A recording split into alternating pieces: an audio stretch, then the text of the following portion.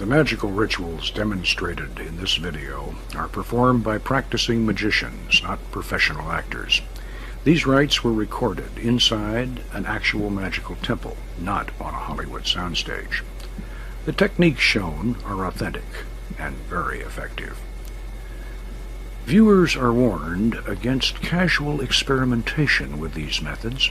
Mind-altering substances should never be used in connection with this practice. Only mature persons in good mental and physical health should undertake these activities. This system should be approached with the same respect one would accord to a full-contact martial art.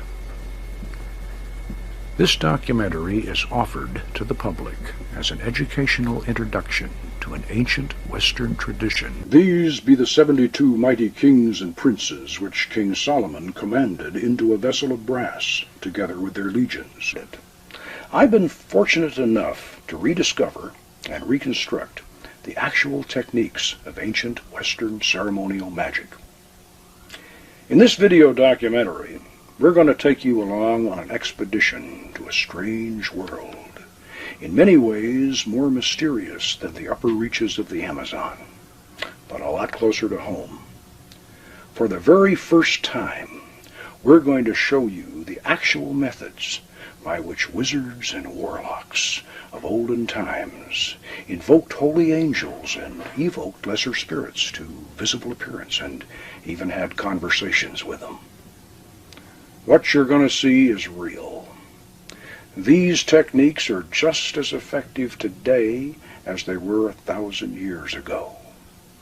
These methods have nothing to do with mind-altering drugs, and you don't even need any special psychic talent. These are the secrets of a lost art that anyone with imagination and determination can master. And I was determined to find it. I studied the writings of the ancient and modern magicians. They had filled their books with the most detailed instructions on how to build, inscribe, and decorate all the necessary equipment, all the signatures of the spirits, and even the hours during which to summon them. Conjurations and names of power were all set forth, complete and ready to recite. Hear me, and make all spirits subject unto me, so that every spirit of the firmament and of the aether, upon the earth and under the earth, on dry land and in the waters, of whirling air and of rushing fire, and every spell and scourge of God may be obedient unto me. Wonderful, powerful. All you have to do is recite it aloud, and you can feel the hairs start to rise on the back of your neck. But where, how, and in what form are these spirits we're summoning supposed to appear? That one all-important element, how to make the spirit physically appear, was always missing from the old grimoires. Now, I knew that over a dozen ancient and modern writers on magic couldn't be involved in one big, long-standing conspiracy to suppress this vital secret, so it seemed obvious that at some time in the past, the key to the magical art had been lost, and the modern writers and experimenters just simply didn't know how it was done. This suspicion turned out to be true. A school science teacher might be saying, well, if all this magic is only in the mind, weren't those old wizards and even the modern magicians like that Crowley fellow just using their imagination? Yes, they certainly were. But the human imagination, inspired by its divine creator, is the most powerful force in the universe, a river of hopes and dreams that bears us all along on its flowing course, from the beginning to the end of time, from planet Earth out to the farthest star. The actual effects of magic are very powerful, but they are also subtle and subjective. As Cornelius Agrippa, one of the greatest of the Renaissance magicians, explained, there is another meaning than what is writ in the bare letters about this magical art. We must not look for the principle of these grand operations outside of ourselves. It is that internal spirit within us which can very well perform whatsoever the monstrous mathematicians, the prodigious magicians, the wonderful alchemists, and the bewitching necromancers can effect. Heinrich Cornelius Agrippa was certainly an honored philosopher and magus, but we should remember that King Solomon was considered to have been the wisest man who ever lived. The wisdom of Solomon was proverbial. Therefore, we should not be surprised to discover that Solomon's art of magic was actually an ancient system of psychology. But before we assume that the spirits of our brass vessel are merely a collection of private individual fantasies and yearnings, we must remember that the ancient philosopher known as Hermes Trismegistus, called thrice greatest Hermes, declared in his famous emerald tablet, "True it is, without falsehood, certain and most true, that that which is above is like to that which is below, and that which is below is like to that which is above, to accomplish the miracles of one thing."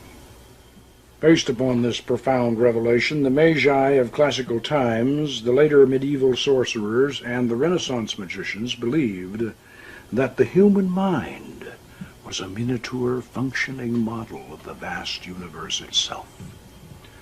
The greater universe could be manipulated by magical operations within the personal sphere. Hermes Trismegistus had even gone so far as to suggest that in days of old men had created their own lesser gods. An ancient, outmoded, superstitious belief, your high school science teacher might say. Well, ancient, yes, but hardly obsolete. After 2,000 years, this strange statement by the original founder of Hermetic philosophy was finally explained in modern terms by the eminent psychologist Carl Gustav Jung. In the 1920s, Jung presented his revolutionary theory that beneath and beyond the personal subconscious mind, there flowed a vast, deep sea of dream images and forgotten lore. He referred to this as the collective unconscious. This mysterious psychic ocean was not the exclusive property of any individual human being. It was a dimension shared by all of us. Here one might discover the great archetypes of mythology, the heroes, the beautiful courtesans, the martyred saints, and the monstrous villains of our past. Here were the mysterious man-created gods which Hermes Trismegistus had written about so long ago. And here were the demons of King Solomon's brass vessel. Jung's famous colleague, Sigmund Freud, was quick to realize the significance of what Jung had discovered, or rediscovered, and Freud was horrified by it. "Carl," he whispered, "you must not present this theory to the public, for if you do, you will release a black flood of occultism." But it would take more than Carl Jung's archetype and collective unconscious theories to release this flood of occultism that Freud feared. Theories by themselves do not produce results. For results, the magician still depends today, as he did thousands of years ago, on methods and techniques. Since time immemorial, magicians have placed themselves and others into states of trance, during which visions and oracles were received. We now know that this process was hypnotic, and that all the phenomenon we have come to associate with modern hypnosis was in fact known and practiced by ancient sorcerers under the guise of fascination, spellcasting, and enchantment. The powerful hypnotic effect achieved through a fixed gaze on a reflective surface is the reason why the crystal ball or shoe stone and the dark mirror or speculum were used by wizards of olden times as their spiritus loci, the actual place where angels and spirits could be conjured to visible appearance. This was, and still is, a hypnotic process. If one stares in a darkened room into a mirror flanked by candles, after several minutes, a strange phenomenon will almost always occur. The familiar reflection will fade out, the mirror will go black, and then, when the image returns, it will be the face of someone or something else. This experience is usually accompanied by a profound sense of an otherworldly presence. It was obvious that this phenomenon must have been discovered a long time before any concept of reincarnation. It probably went back as far as the Paleolithic, when Stone Age people stared fascinated at their reflections in dark, still pools of water, seeing the strange transformation occur and being convinced that they were in the presence of their gods. I suspected that in a ritual setting using traditional conjurations and symbols, specific spirits and even ancient gods and goddesses might be summoned from the other side. This might well be the hidden meaning behind that strange passage in the Bible that reads, "God fashioned man in his own image." I command thee by the Tetragrammaton, Amashao,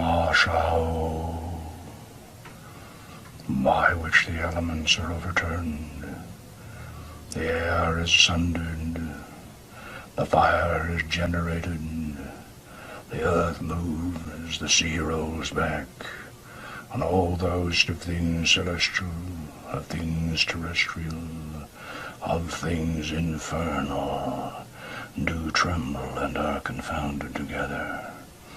Come, appear before this circle, within that triangle, in fair and human form, without horror or deformity and without delay.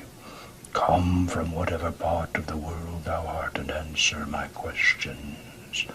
Come presently, come visibly, come affably and manifest that which I desire, being summoned by the true and living God. Eliorum. I command thee by the particular king who rules over thee, the mighty Amaymon, and by the power of the archangel Raphael, I command thee, appear before me, and speak unto me in a clear, intelligible voice in my mother tongue, free from ambiguity and guile. Come in the name of Adonai Zebaoth. Come, why dost thou tarry? Adonai Shaddai, King of Kings, commands thee. I've not been dead, but only sleeping, hardly longer than a wink. I'll be up and rolling thunder once I have another drink. Through the angel Mendiel, in the realm of the king Zemanar,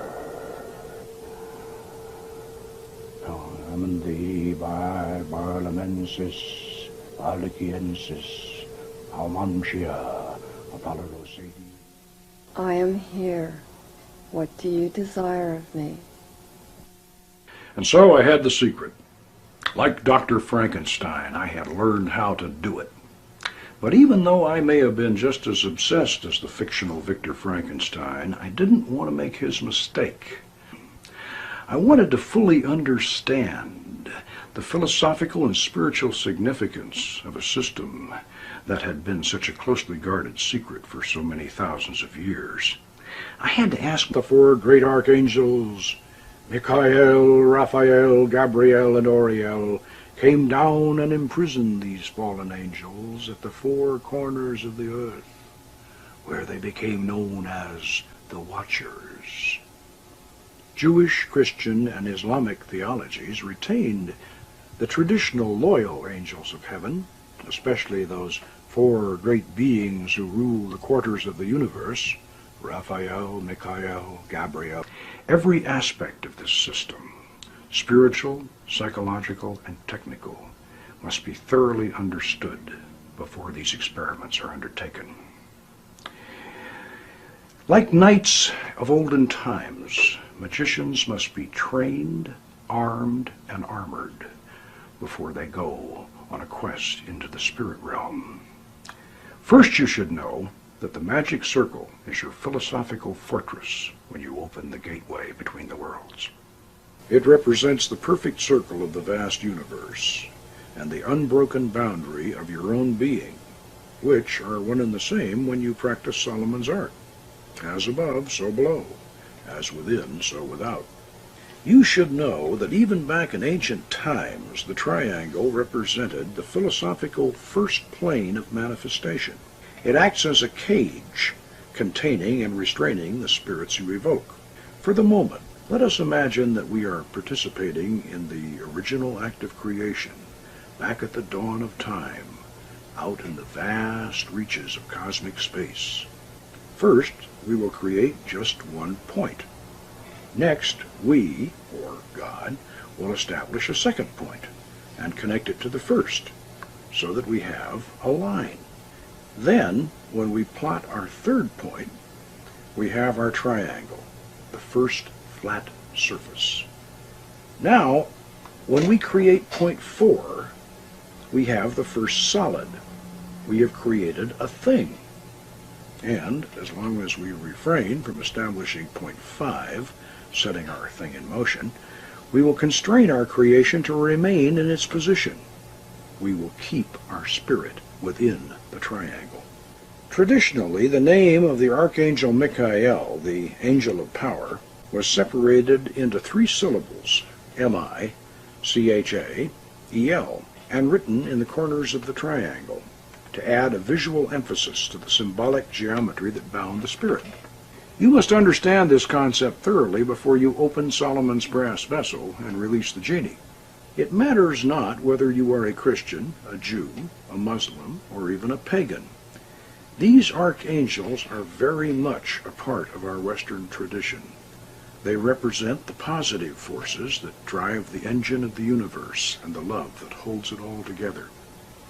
In the order of the Temple of Astarte, we conceive and visualize them as complementary male and female beings. For angels can appear in any form they wish, or any suitable form that your imagination can provide for them. They activate your magic circle of protection.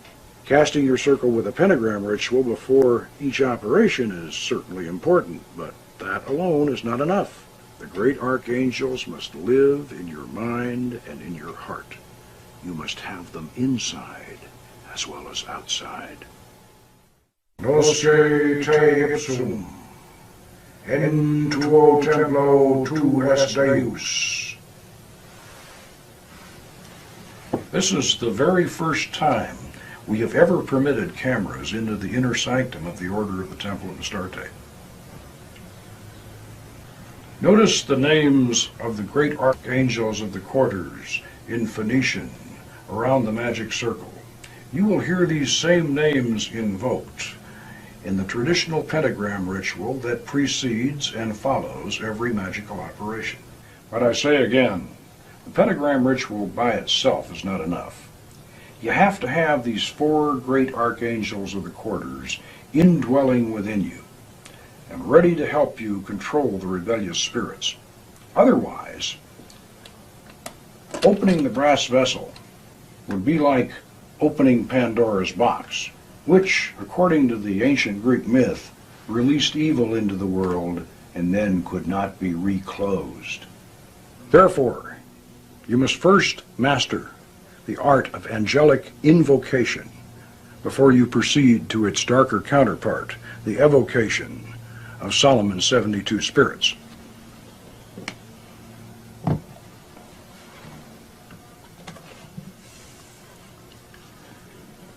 Along with the secret of the mirror in the triangle, the other crucially important element missing from the Goetia was the fact that the 72 spirits of the brass vessel had 72 direct counterparts in the holy angels of the Shemham Farash, or extended name of God. Now these derived or suffix angels are not as personified as the archangels of the quarters or the angels of the planetary spheres, but they do provide a direct channel of power through which the four archangels of the quarters control each and every one of the spirits of the brass vessel.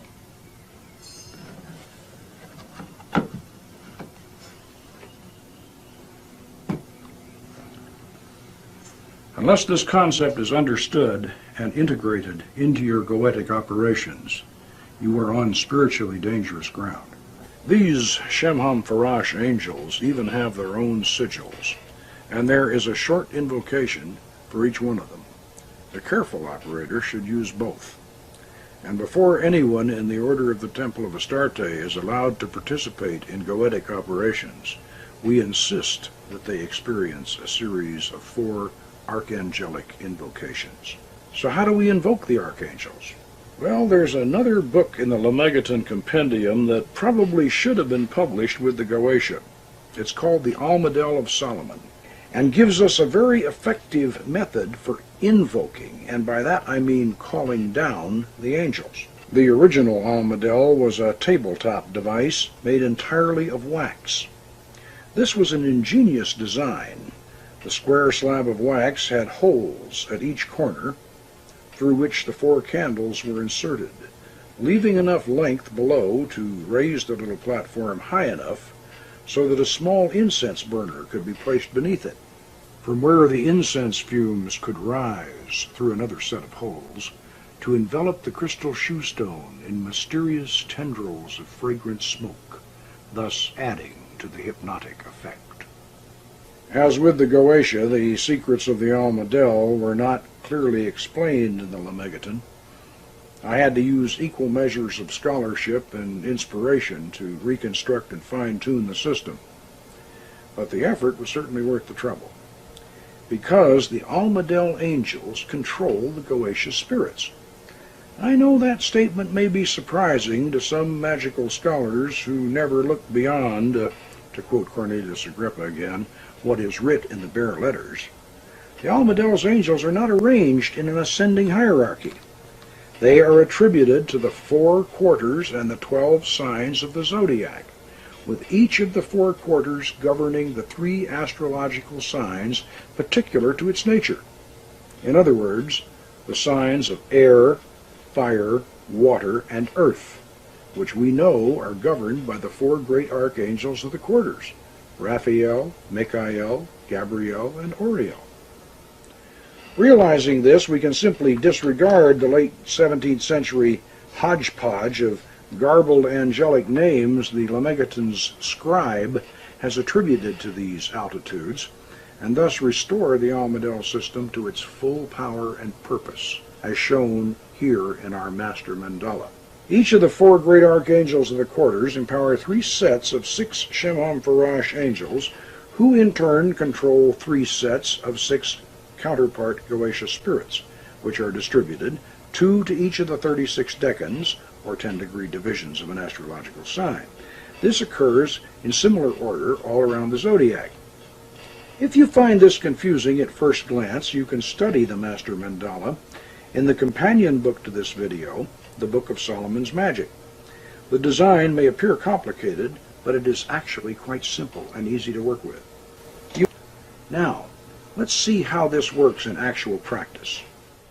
Before every magical operation, whether of invocation or evocation, we open our circle and call down the archangelic guardians of the quarters with a Golden Dawn-style invoking ritual of the Lesser Pentagram, and at the conclusion of the ceremony, we will employ the banishing version of the same rite to close and seal the gateway between the worlds. Ata, Malkut, Vegabura, Vegaduda, Deolam, Om.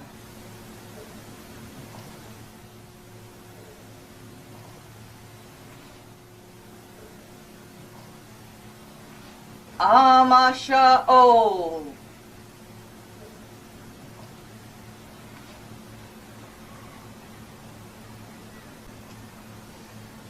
Adonai.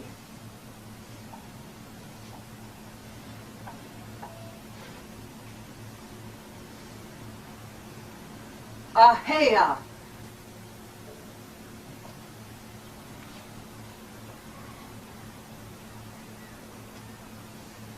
Ata, Gibor, Leolam, Adonai. Before me, Raphael. Behind me, Gabriel. At my right hand, Michael. At my left hand, Oriel. Around us flame the pentagrams. Above us shines the six-rayed star.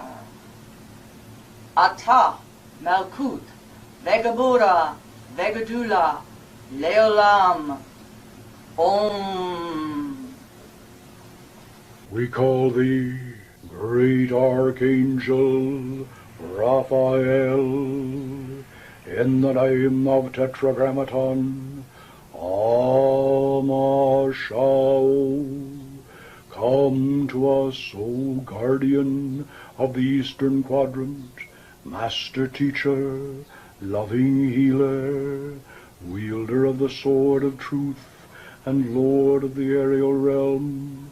Come, we beseech thy presence here upon this holy table. Shine forth from this pellucid crystal. Grant us a glimpse of thy glory and a whisper of thy wisdom. Raphael, Raphael, Raphael, Raphael, Raphael. As the soft chanting continues, each person around the circle will invoke in his or her turn until the altar top is haloed with an electric blue aura of astral energy, shot through with golden rays of light. Then you know you are on holy ground, and the angel may speak through any one of you. You may not see Raphael in the crystal, but you will certainly sense his presence. You will feel his power, and his voice will speak within you. Until you have made such a connection and established such a bond with all four of the archangels, you must not venture further into the darker realms of Solomon's magic. Great Archangel Michael, guardian of the southern quadrant, master of the sacred lands, warrior and defender, Lord of the realm of fire, come, grant us a measure of thy power and a warning of any dangers that might lie before us. Great Archangel Gabriel, guardian of the western quadrant, Lady of the waters and mistress of the Holy Grail, quicken within us the faculties of sympathy and of intuition. Grant us a glimpse of thy mystic grace and an oracle from thy vast dark ocean of understanding. Great Archangel Auriel, guardian of the northern quadrant, Lady of the earth and mistress of the holy pantacle of art, bring us in harmony with nature's cycle, and make fertile all our just desires. Bestow upon us thy love, and lead us unto thy treasures. In the name of Adonai, Haaretz, Aurel, Aurel.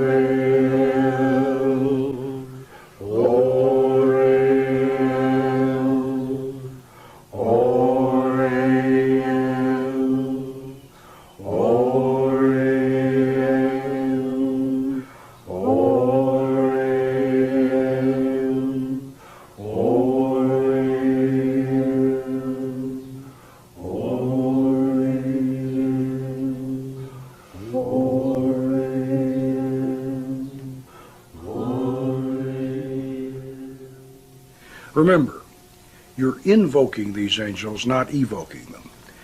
Evocation means bringing something out of yourself. Invocation's like praying. You're calling them down from above.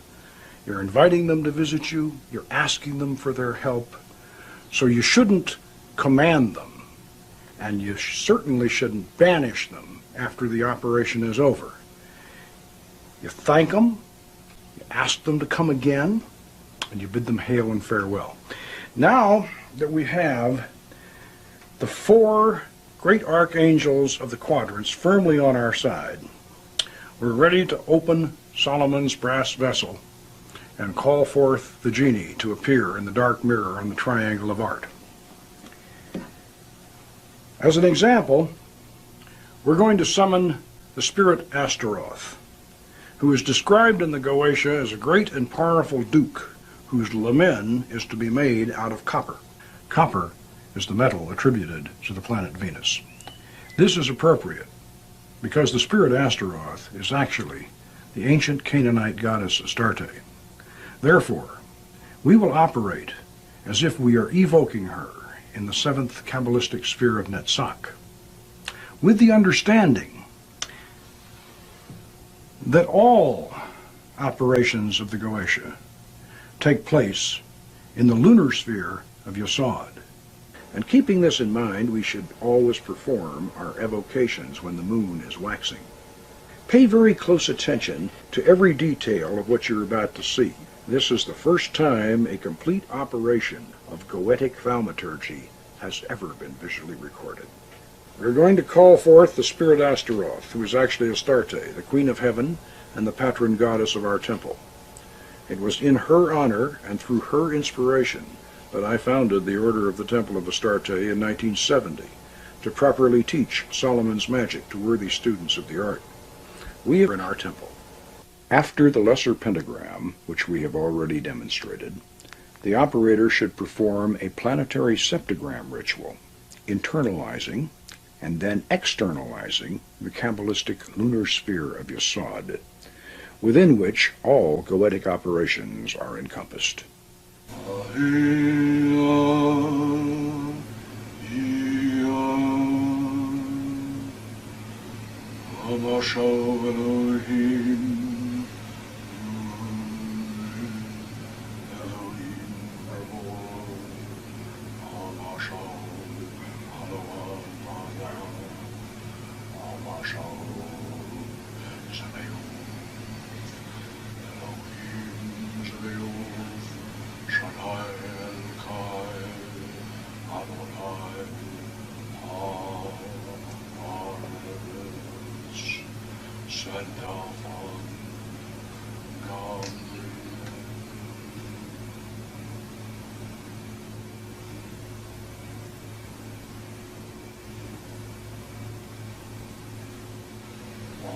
Ararita Shaddai El-Kai.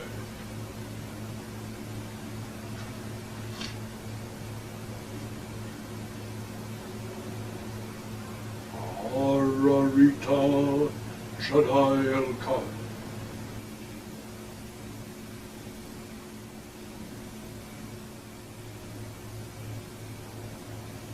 Ararita Shaddai El-Kai.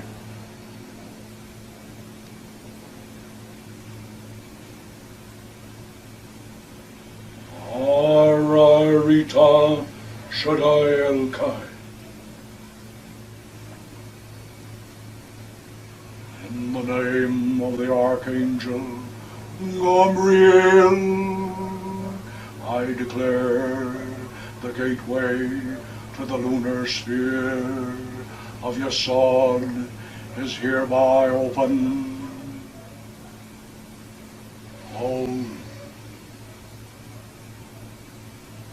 Let the mystic circumambulation commence. 7 turns Deasil in the sphere of Netzach of Yesod.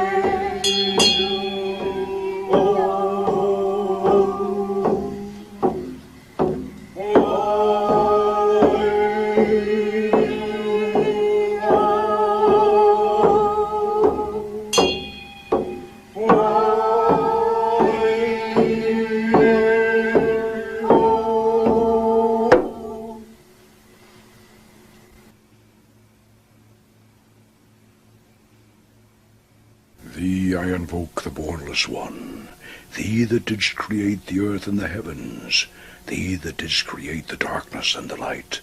Thou art Osiris and Ophrys, Osiris the beautiful, whom no one hath seen at any time. Thou hast distinguished between the just and the unjust. Thou didst make the female and the male. Thou didst produce the seed and the fruit. Thou didst form us to love one another and to hate one another. Who dwelleth in the void place of the Spirit. I am he, the bornless Spirit. I am he, the truth. I am he who hates that evil should be wrought in the world. I am he that brings the lightning and the thunder. I am he who showereth life upon the earth. I am he, the grace of the world. The heart girt with the serpent is my name. Come thou forth and follow me, and make all spirits subject unto me, so that every spirit of the firmament and of the aether, upon the earth and under the earth, on dry land or in the water, of whirling air or of rushing fire, and every spell and scourge of God may be obedient unto me. Domini delixi decorum Dominus Tue, et locum habitationis gloria Tue, Mendiel.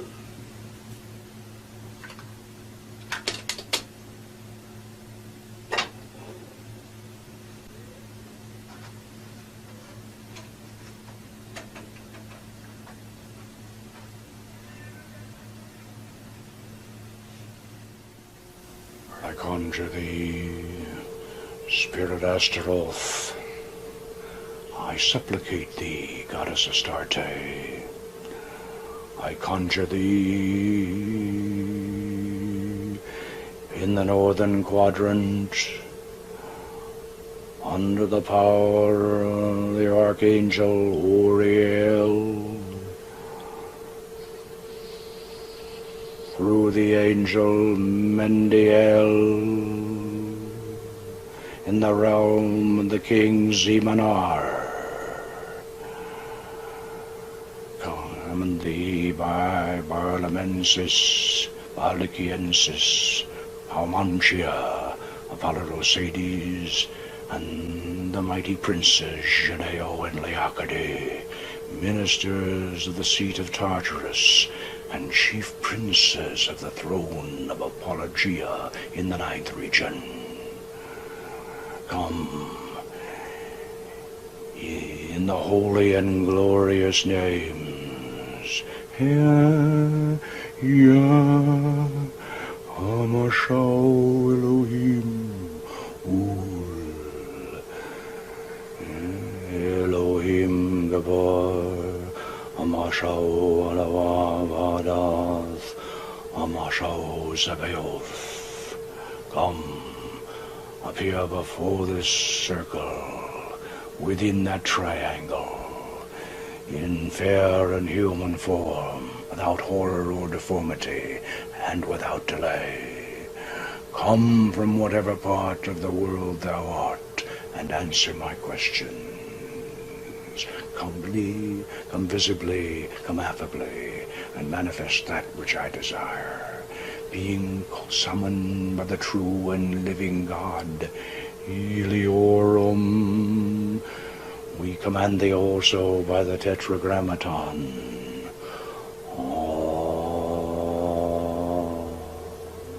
Ma, Sha, O.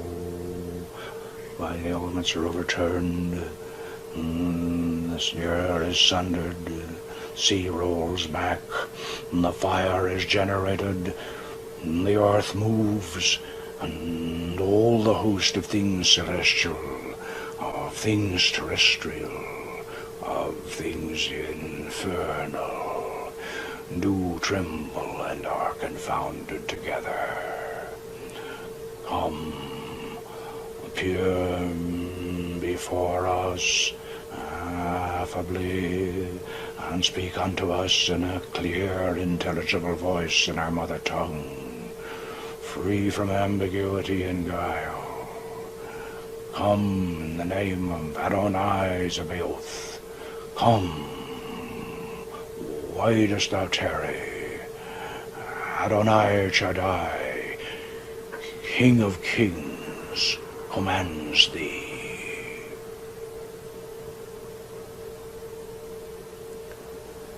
Do you have a presence? Yes, she is here.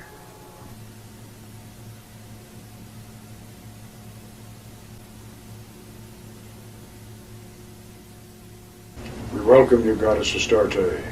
We apologize for summoning you with such strong incantations, but we hasten to declare that we command only that portion of you that dwells within us. Your higher presence we hold in true reverence and serve in all humility. Goddess, do you have an oracle for us? I have an oracle for all those who would seek me.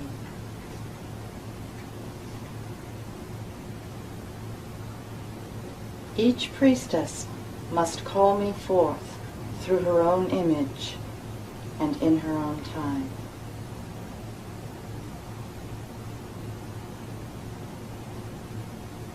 It is enough that you have opened the gates.